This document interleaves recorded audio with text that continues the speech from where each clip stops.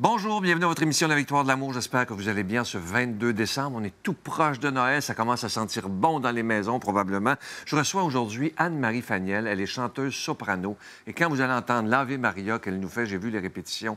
C'est absolument magnifique. Ça arrache les larmes. L'homélie avec notre ami l'abbé Stéphane Roy. La chronique avec Christine Michaud. Je suis Sylvain Charon. Bienvenue à votre émission La Victoire de l'amour. Un seul geste de toi viendra mon secours. Viens semer dans mon âme le grain de l'amour.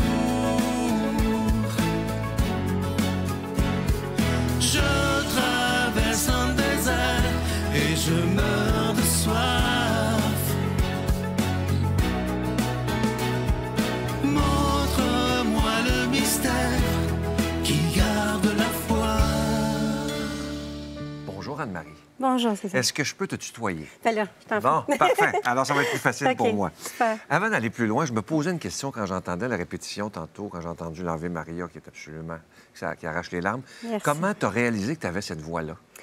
En fait, je suis née avec, tout simplement. Donc, j'étais une enfant et puis je chantais tous les matins pour aller à l'église avec ma mère. Et puis, j'avais les petits solos, évidemment, à la chorale et tout. Fait que je suis née avec cette voix-là. Ça m'a pris plus de temps à l'accepter, par contre. Ah oui? Oui, oui, parce que j'ai demandé mon violon à 3 ans. Et, ouais, puis là, j'étais violoniste. Et puis, ça m'a pris un long moment avant d'accepter que j'étais chanteuse. Ah oui? Oui, oui, oui. Est-ce que j'ai bien lu hier, quand je me préparais, que toute jeune, tu voulais devenir sœur cloîtrée? Oui. Parle-moi de ça. Eh, mon Dieu. OK, bien, c'est parce que je viens d'une famille de 10 enfants. Je suis la dernière. Et puis, c'était... L'ambiance à la maison, mes parents étaient extrêmement religieux. Donc, OK. moi, j'ai été élevée dans la foi catholique, certes, mais selon l'ancien ordo. Donc, j'allais à la messe en latin. Hein? Oui, oui. Alors, et puis très, très tôt, j'étais un enfant qui était, on va dire, très éveillé spirituellement, on va dire ça comme ça. Fait que très tôt, j'étais bien qu'en prière, c'était ça. Alors, j'ai fait première communion solennelle à 5 ans. Hein? Et puis, fait que c'est ça. Fait que je voulais être sœur cloîtrée parce que j'étais bien dans la prière. C'était ça. C'est rare pour un enfant, quand même. Eh oui. Si jeune, là. Oui. À l'école, tu as vécu beaucoup d'intimidation. Oui. Bien, Comment ça se vivait? bien, écoute, c'est sûr que ça se vit comme tous les enfants qui sont intimidés, hein? Fait que il m'appelait Jésus à l'école. Ah oui? Ben oui. À cause de ta foi? À cause de ma foi. Ah, Mais il faut oui. dire aussi que ma mère avait une foi immense et elle était professeure. Donc, parce qu'elle était professeure, elle parlait de Jésus, évidemment. Hein? Fait que ça rend un peu moins populaire, on va dire ça comme ça. Oui. Puis, ben, ça faisait en sorte que j'étais très intimidée physiquement, là, même, là, tu sais, oui. m'attaquer, etc., etc. Bon. Fait que j'étais un enfant qui était assez seul. Et comment ça, justement, quand on est à part des autres comme ça? Oui, bien, tu sais, j'ai été élevée par ma mère pour, comment dire, pour être capable d'affirmer ma foi, pour être capable de me tenir debout, à l'envers de la tendance, OK? Alors, j'ai été éduquée comme ça, donc à être capable d'être différente et d'assumer cette différence-là. Puis d'ailleurs, aujourd'hui, ça fait partie d'une de mes missions de vie, d'affirmer notre différence et d'être fière. D'être fière de ça. Ah, c'est très beau. Lorsque tu étais enceinte de ton deuxième enfant, Clara, Oui, t'as manqué mourir. Oui. T'as même vu la lumière. Oui. C'était quoi cet événement-là qui a l'air d'être assez... Je lisais ça hier, je me disais, my God, t'étais très malade, là. OK. Premièrement, j'ai perdu 3 enfants, 3 oui? fausses couches, OK? Avant d'avoir mon 4e enfant, qui est Johan, OK? J'étais très malade quand j'avais Johan, OK? Mais pas aussi malade que Clara. Alors, quand je suis tombée enceinte de Clara, dès la 2e semaine, j'étais malade comme un chien, donc je ne mangeais pas, je ne buvais pas. Donc, mais au bout de quelques jours que tu ne bois pas, bien, tu es hospitalisé, évidemment, OK? Donc, ils m'ont hospitalisé, ils m'ont mis sous soluté. Mais là, je vais passer ma grossesse au complet à l'hôpital sans boire ni manger. Seulement la soluté. Je vais vomir 50 fois par jour. Je ne garderai rien, ni eau, ni nourriture, OK? Alors là, les choses vont dégénérer. Au bout du 6e mois, je vais être transférée à l'hôpital Sainte-Justine, où je vais être le cas le plus grave là, de vomissement gravidarum. Puis là, ils vont me donner... puis là, bien, avant de me rendre là, c'est une infirmière, en fait, qui m'a sauvée la vie. Ah oui. Parce qu'elle avait entendu dire qu'il ne pourrait pas me sauver, que j'étais décomptée, OK? Puis que tout simplement, il me laissait, parce que là, je suis rendue, à ce moment-là de ma vie, là, je vomis des bols de sang, là, OK? Fait que je vomis 50 fois par jour, puis là, je suis rendue à vomir des bols de sang, OK? Je vais également faire un hydramia, je vais venir tout enflée, pleine d'eau, 100 livres d'eau, en fait. Et puis, oui, 100 livres d'eau. J'aurai plus de pieds, plus de chevilles, là, ça va tout être des ballons. Et tout ça pour dire qu'ils vont mettre sous un protocole de grossesse qui fonctionnait très bien aux États-Unis. Mais moi, je vais être 1 sur 10 millions. Et là, je vais être allergique à cette affaire-là. Et là, je vais devenir quadraplégique. Ah, ouais. Alors là, je vais m'étouffer avec ma langue et je vais tout simplement m'étouffer, OK? Donc, je vais mourir. Et là, l'interne qui est devant moi... puis là, je demande que mon mari puis mon enfant ne me voient pas pour les derniers moments parce que là, je suis vraiment toute recroquevillée. Mais la première chose que j'ai pensée quand ça s'est passé, c'est une souffrance comme ça, c'est inhumain. C'est impossible à endurer. C'est une douleur atroce. Et, mais parce que ça faisait déjà 7 mois que je vomissais continuellement puis que j'étais toujours en douleur, bien, mon seuil de tolérance, ça n'avait rien à voir avec une vie normale, si tu veux. Fait qu'en bout de ligne... ils cherchent l'antidote. Il n'y a pas d'antidote, ni au Montreal, ni au General, ni au Jewish. Il n'y a pas d'antidote. Et en bout de ligne, le médecin qui va en face de moi va dire, bon, écoute, je vais donner 10 fois la dose du médicament et puis ça fera ce que ça fera. Puis ils m'ont sauvé in extremis. Mais moi, j'ai vu clairement, lors de la quadraplégie, j'ai vu clairement un Y. Et j'avais la lumière qui m'attendait. Et... je me suis battue de toutes mes forces parce que je voulais pas que mon enfant soit orphelin. Puis, c'est ça. Fait que, la petite Clara est en santé. Clara est née à 40 semaines, jour pour jour, heure pour heure, en parfaite santé, à 8 livres. Ah, bon. Et oui! Avec toute la souffrance, et j'ai beaucoup aimé la phrase que j'ai lue hier, que tu as dit à Julie, notre chercheuse, toute la souffrance que tu as vécue, parce qu'il y a beaucoup de gens, et avec beaucoup de respect, là, mais qui ont appris et qui pensent, c'est une ancienne façon de penser, que pour que Dieu nous aime, il faut souffrir. Non. Bon, exactement. Et tu dis ceci, on ne s'approche pas de Dieu en souffrant, mais on s'approche de Dieu dans la joie et dans l'amour. Oui. Mon Dieu, que je suis d'accord avec toi. Oui, parce que le message de Jésus, c'est de s'aimer. Oui, exactement. Tu sais, la souffrance... Mais pour moi, là, je parle pour moi, évidemment. Bon. Mais la souffrance, là, OK? C'est notre bêtise à nous. OK? Exactement. On retient la croix. On retient le sacrifice. Mais ça, c'est notre incompréhension. Parce que lui a passé 33 ans avant à nous dire de nous aimer les uns les autres. C'est ça qu'il a fait. Puis son message, c'est pas de souffrir. Ben non. Son message, c'est de s'aimer. Et l'expression la plus pure de l'amour, c'est la joie. Il n'y a pas de vrai amour sans joie. Ouais. On sait que Jésus n'aime pas la souffrance parce qu'il a tout fait pour guérir, pour soulager les maladies et tout ça. Mais il y a encore des gens, malheureusement, qui pensent que plus tu souffres, mieux c'est. Plus tu es méritoire, puis plus tu accumules des bénéfices X. Dieu n'est pas un calculateur. Jésus ne nous demande pas de souffrir. Jésus nous demande au contraire de propager cette joie-là, cet amour-là. Puis on reconnaît les disciples, on reconnaît les témoins de Jésus par la joie et l'amour qu'ils vont donner aux autres. C'est de même qu'on se reconnaît. Ouais. Je t'écoute parler, là, et je me dis, c'est une vraie foi, cela, là. Oui. Ça paraît. Et qu'est-ce qui fait que tu as autant la foi, malgré tout ce que tu as vécu? Tu n'en as jamais voulu à Dieu? Oh mon Dieu, jamais. C'est pas la faute à Dieu. Encore une fois, ça n'a rien à voir. Dieu n'a rien à voir dans le décor. C'est nous. C'est tout simplement notre façon, notre égoïsme, notre égocentrisme, notre incompréhension, notre peur, notre jalousie, hein, qui crée ces blessures-là. Puis oui, j'ai eu plein d'autres blessures, name it, OK? Plein d'autres blessures, mais c'est pas du tout la faute de Dieu. Au contraire, Dieu, Jésus était toujours là à me tenir la main, tu comprends? Fait que je ne vais pas y en vouloir, c'est lui qui me tient. Et après, j'ai-tu bien lu, après l'accouchement de Clara, oui. Vous avez été en hémorragie 2 ans. 2 ans de temps, à perdre mon sang comme de l'eau. Je remplissais 15 maxi par jour. Ah, oui. Oui. Et puis, en bout de ligne, ils vont me réopérer au bout de 2 ans, OK? Parce que je vais être dans un endroit public puis je vais faire des flaques de sang à terre, là, bon. Alors, ils vont me rentrer d'urgence à l'hôpital, puis là, ils vont m'opérer. Mais là, ça va encore mal tourner, puis je vais sortir de là paralysée de la taille au genou. Et puis, ça va me prendre 6 mois avant que ça se décoince. Puis, c'est ça. Fait que ça a été ça. Ouais. Et qu'est-ce qui fait que maintenant, vous avez l'air si bien? Qu'est-ce qui s'est passé dans l'entretemps, là? Une immense épiphanie. OK?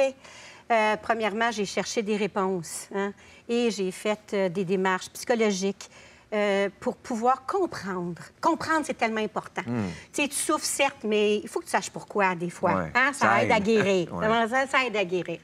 Alors, c'est au sortir d'une de ces fois-là que sur le perron de l'établissement, j'ai eu une épiphanie. C'est comme si j'avais un char d'amour qui m'était rentré dedans. Et puis, fait que c'est ça. Fait que c'est du travail sur soi, puis c'est des... En fait, c'est ça. C'est des conscientisations. Et une fois que tu as conscientisé, bien, tu ne peux plus jamais revenir en arrière, tu l'as compris. Ouais. Alors, et puis c'est pour ça que le reste de ma vie, je la fais très différemment. Tu sais, à 40 ans, j'ai décidé de suivre ce que je croyais vraiment, d'être franche avec moi fondamentalement. Puis même si j'avais des réponses qui sont, bien, je n'ai pas la réponse, je ne le sais pas, je ne le sais pas, OK? Bien, je vais vivre avec. Sais-tu quoi? On va vivre avec. On n'a pas besoin de certitude. On avance, mais ce qui est de plus important, c'est la foi. C'est de croire et de s'en remettre totalement. Tu sais, Jésus, une des paraboles qu'il a dit, c'est « la foi déplace les montagnes Ouais. ». Il n'a pas dit « Dieu déplace la montagne ». Il a dit « la foi déplace la montagne ». Bien, c'est ça la bébelle, c'est de foi, c'est de croire. Ça, c'est une vraie foi. C'est de croire. Ouais. Qu'est-ce qui te touche particulièrement chez l'homme de Nazareth, chez Jésus? Qu'est-ce qui fait que tu en parles de comme ça, là, comme s'il était assis de chaque côté, là? Ben oui, il est assis. Mais pas maman, il est assis à côté, hein? Parce que c'est l'être le plus illuminé que la Terre a connu et qui est venu divulguer le message qu'on avait le plus besoin.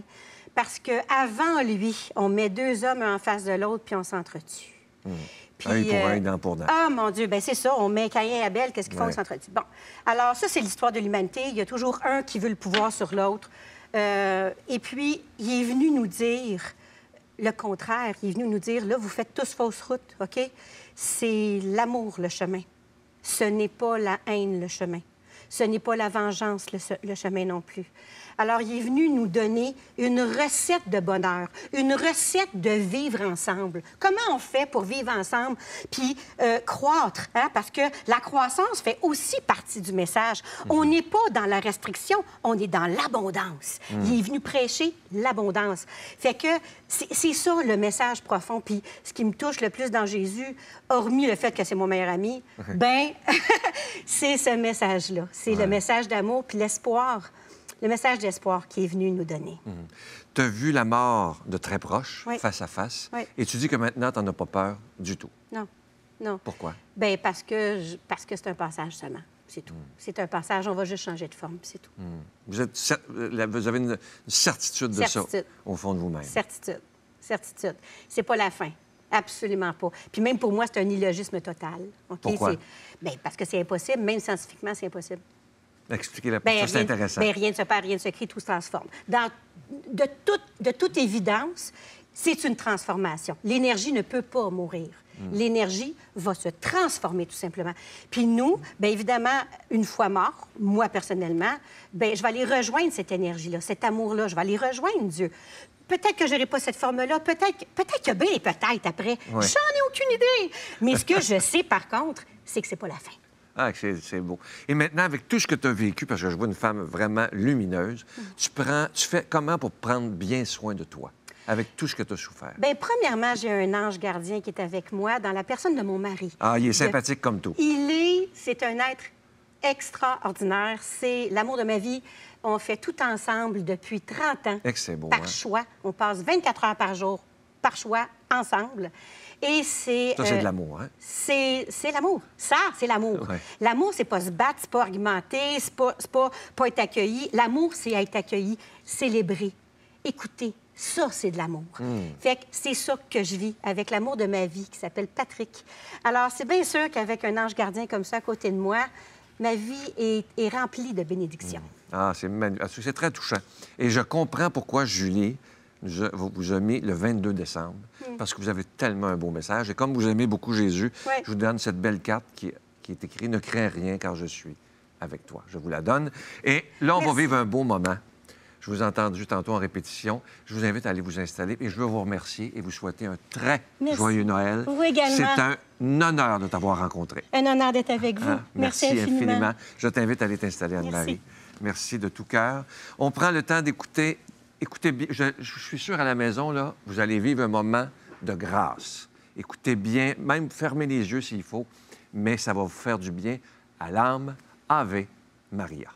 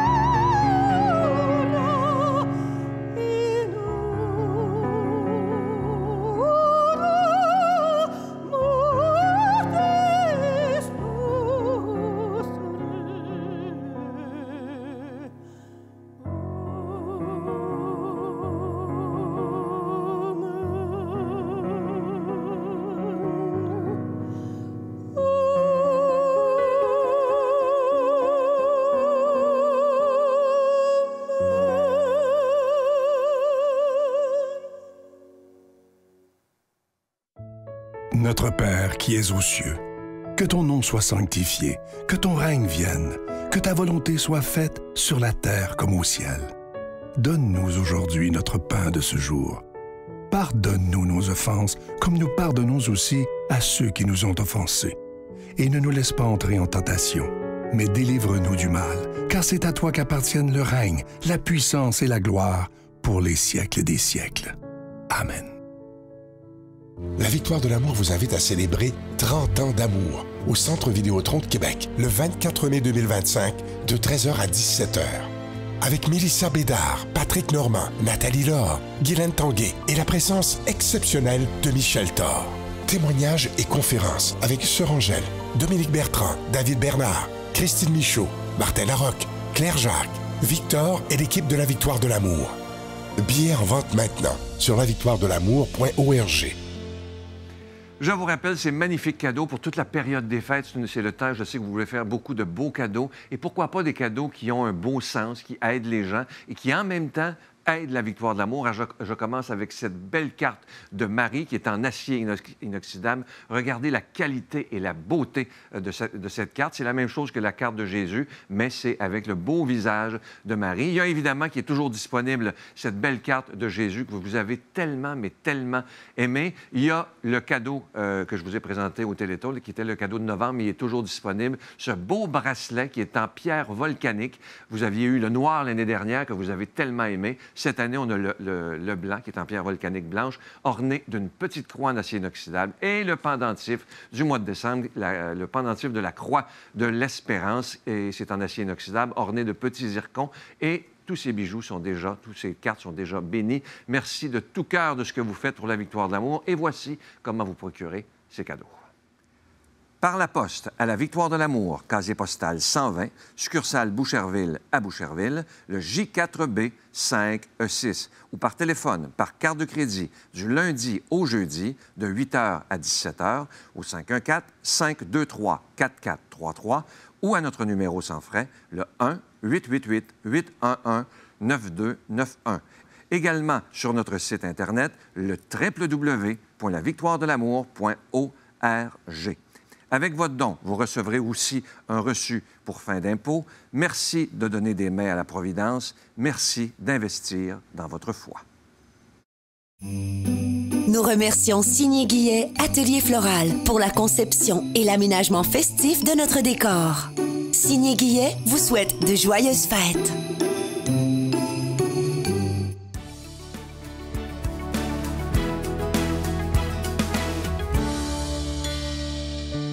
Pour Noël et la fin de l'année, je vous ai concocté un petit spécial pour peut-être se demander qu'est-ce qu'on peut faire de différent dans la prochaine année, mais surtout qui va nous apporter du bonheur. Et j'ai eu une intuition ou une inspiration, je ne sais pas pourquoi, j'ai pensé au mariage. Vous savez, quand on se marie, la mariée, habituellement, on dit que pour que son mariage soit heureux, bon, c'est un peu comme une superstition, mais il y en a qui croient à ça, puis peut-être que c'est juste le fun aussi de le faire, mais que ça prend quelque chose de neuf, quelque chose de vieux, quelque chose d'emprunté et quelque chose de bleu.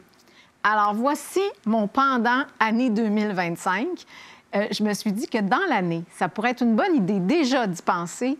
Qu'est-ce que je pourrais avoir de nouveau, faire de nouveau, avoir, transformer? Qu'est-ce qui pourrait être de la nouveauté dans mon année 2025? Évidemment, nouveauté qui me ferait du bien.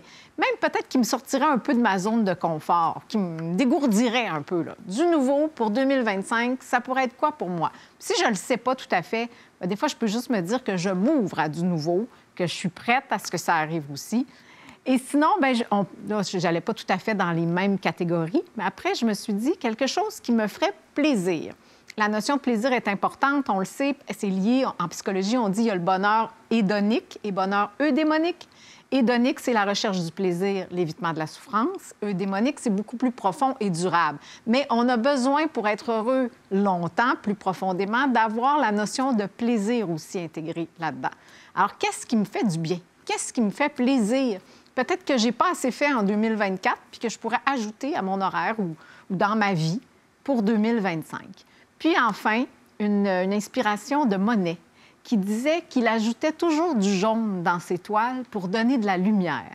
Et je trouve qu'ajouter du jaune dans sa vie en 2025, alors que ça ne va pas toujours très bien autour de nous, n'est-ce pas, dans le monde, etc., comment je pourrais avoir une touche de jaune dans ma vie en 2025, c'est-à-dire de ce qui est lumineux, de ce qui m'illumine de l'intérieur, de ce qui met ma vie en lumière, les gens que j'aime, peu importe ce que c'est. Partez juste avec la notion d'une petite touche de jaune. Et je pense qu'en apportant du nouveau, du plaisir et du jaune, bien, c'est ce qu'on va révéler davantage dans notre vie, beaucoup plus d'amour et de lumière. C'est ce que je vous souhaite et je vous souhaite surtout un très joyeux Noël.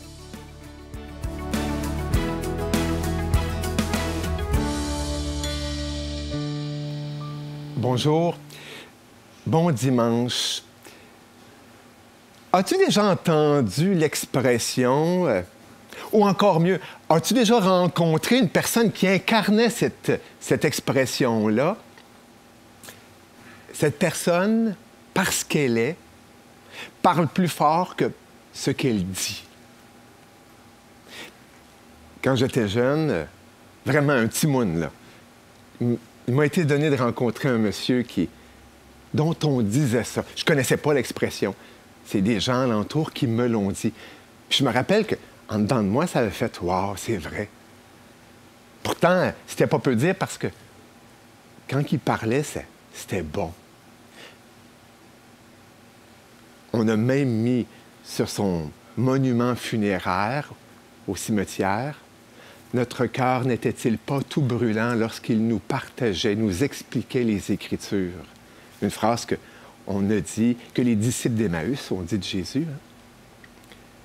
Mais malgré tout ça, ce qu'il était, ce qu'il dégageait, la grâce, et franchement, sans éclat, tout simple, tout humble, parlait plus fort que ce qu'il pouvait nous dire. Tu sais, il y a un temps, je prêchais des retraites. Et je me rappelle d'un jeune homme qui était venu dans le groupe de jeunes qui était assez assidu. On savait, je voyais que c'était sa première fois. Et je m'étais d'ailleurs demandé tout ce qui arrive, lui. Parce qu'il se démarquait. Il se démarquait par son look, puis par son visage. À ma grande surprise, il m'avait demandé « Est-ce que je peux vous voir? » Puis, il voulait se confesser. Tu sais que pour moi, la confession, avant d'être quelque chose où tu me dis tes péchés, c'est surtout... Moi, je traduis ça, là. Hein? Je suis un traducteur devant l'Éternel. Je traduis ça, hein? C'est quoi sa souffrance quand il me dit qu'il a fait telle affaire? C'est quoi sa souffrance? Parce qu'en bout de ligne, c'est ça. Hein? Alors, je me rappelle de ce gars-là. Il m'avait partagé ses affaires. Je lui avais parlé comme un prêtre parle en confession. Je lui avais donné l'absolution, le pardon de ses péchés. Puis je me rappelle, il s'était levé, puis j'étais venu pour lui donner la main. Puis spontanément, j'y avais fait ça. Puis le gars, on s'est donné un câlin. Je me rappelle que j'avais vraiment l'impression qu'il avait besoin de se sentir aimé. Puis, au moment que je lui donnais son câlin, j'avais dit à Dieu, aime-les donc aussi. Aime-les plus. En voulant dire, Seigneur, moi, je suis capable de l'aimer comme j'aime les autres, mais essaye donc mets donc un petit plus, toi, Seigneur. Puis, ça m'avait tellement frappé. Le gars s'était mis à rire, comme un petit garçon tout content, tu sais. Puis après ça, il s'était mis à pleurer. Ça m'avait... Puis, dans ses larmes, il m'avait dit, « Mais comment tu fais pour m'aimer comme ça, toi? » C'est un peu ce que je crois qui se vit dans l'Évangile d'aujourd'hui, du chapitre 1er de Saint-Luc, la visitation. Marie a reçu par Gabriel l'annonce de sa maternité divine. Elle s'empresse d'aller chez Élisabeth. Elle salue sa cousine. Mais ce qu'elle est, sa grâce, sa présence est tellement ouf que ça ébranle tout l'être d'Élisabeth. Et elle dit, en ces mots, qui sont les mots de la Bible, ce que nous autres, on va traduire, « Wow! Mais qu'est-ce qui se passe? Comment se fait-il que la mère de mon Seigneur vienne jusqu'à moi? » C'est que Marie, parce qu'elle est, parlait plus fort que les mots qu'elle avait adressés à Élisabeth.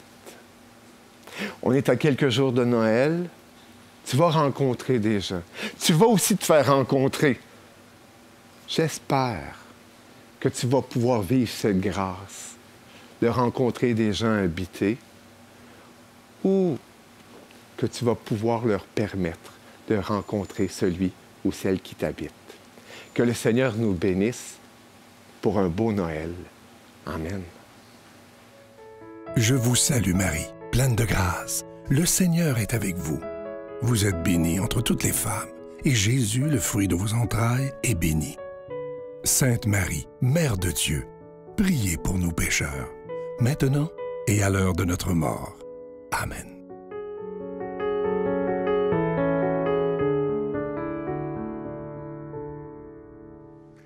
Si vous saviez comment ça me touche de voir des gens qui ont une foi aussi vivante que ça nous réénergise. Alors, je vous souhaite un très, très joyeux Noël et je vous dis à demain. Bye.